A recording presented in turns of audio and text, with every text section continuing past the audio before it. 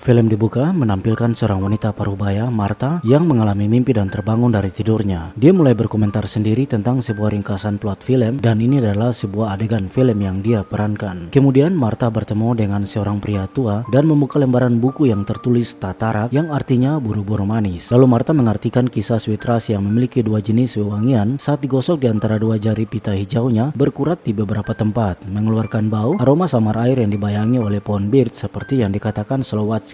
Namun ketika seseorang meramukan pedangnya dan ketika seseorang membenamkan hidung di alurnya dilapisi seperti kapas selain wangi dupa, seseorang akan mendeteksi bahwa lembung berlumpur, sisa ikan busuk, lumpur, aroma kematian. Wewangian itu di awal hidupku dicampur dengan gambar dari kematian yang kejam. Lalu kita berpindah di sebuah tempat di mana sutradara sedang mempersiapkan prolog kepada seorang pria yang berperan sebagai dokter yang akan menghubungkan Martha dalam cerita ini. Kemudian pembuatan film dimulai di mana Martha mulai masuk dengan seorang wanita parubaya yang berperan sebagai temannya, dan dokter keluar untuk menanyakan hasil pemeriksaan sementara Martha sibuk menyiapkan hidangan kecil bersama seorang pelayan. Lalu dokter melihat Martha. Dia berkomentar jika Martha memiliki wajah yang pucat, namun Martha mengungkapkan jika dia mungkin kurang tidur. Dokter itu menegaskan kalau Martha harus segera diperiksa dan itu tidak boleh dibantah. Martha dibawa ke dalam dan dokter siap memeriksanya walaupun dokter mengatakan apakah Martha sakit, dan Martha menegaskan jika dia hanya kurang istirahat. Kemudian dokter mulai memeriksa Martha menggunakan sinar X. Sebelum pulang, dokter itu katakan pada wanita itu tentang Martha bahwa mungkin Martha tidak hidup selama musim panas. Wanita itu bertanya pada dokter, apakah Anda akan memberitahunya? Dokter menjawab tidak dan rekaman film awal ditutup. Martha dan wanita itu pergi ke sebuah restoran terbuka yang menampilkan lampu-lampu indah dan petang di sore hari dengan musik dan tari-tarian yang mengitari restoran itu, di mana Martha berkomentar jika dia melihat para muda-mudi yang berdansa dengan semangat mengenang dirinya di masa muda dan dia menginginkan itu kembali. Kemudian Martha pergi mengambil minuman dan terlihat beberapa pemuda yang begitu bersemangat dan tanpa sengaja seorang pemuda bogus menabrak Martha di belakangnya lalu meminta maaf pada Martha. Martha kembali ke kursinya tapi dia masih penasaran dan tidak menanggapi diskusi temannya. Dia terus memperhatikan Bogus yang sedang bertengkar dengan kekasihnya Halinka. Kemudian Martha mengantarkan wanita itu untuk pulang dengan bis, tapi tampak kekasih Bogus Halinka berjalan di samping mereka menaiki bis itu juga. Keesokan harinya Martha berjalan ke pegunungan. Dia menemukan Bogus di sana yang sedang kesal dengan pacarnya, di mana Bogus mengatakan jika Halinka telah pergi meninggalkannya, menganggap Halinka berpendidikan dan selalu lebih tahu darinya, sedangkan dirinya hanya laki-laki sederhana. Sementara Martha juga berbagi nasihat kepadanya. Keduanya pergi dekat danau dan Martha menawarkan Bogus untuk bisa mengunjunginya di rumahnya. Bogus menyetujuinya. Kemudian Martha tampak berada di ruangan kamar yang sama di awal film. Dia mulai menceritakan kisah untuk sebuah prolog film selanjutnya. Keesokan hari Bogus mengunjungi Martha dan keduanya berbicara tentang buku. Tapi ketika Martha menanyakan berapa umur Bogus, Bogus menjawabnya 20 tahun.